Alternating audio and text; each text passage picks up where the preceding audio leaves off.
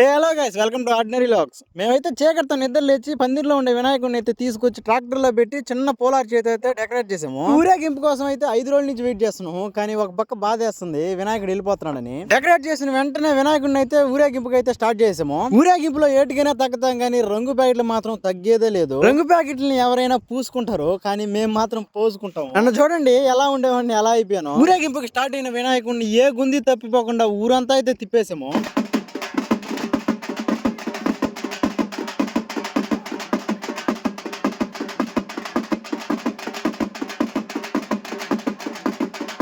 Final గా అయితే దేవుడిని తప్పిట్ల శబ్దాలతో పాటు టపాసుల సౌండ్లతో కూడా అయితే ఊరంతా తిప్పేసి ఆర్చి అయితే తిప్పేసి సముద్రానికి అయితే తీసుకెళ్లి అయితే నిమజ్జనం చేసాము.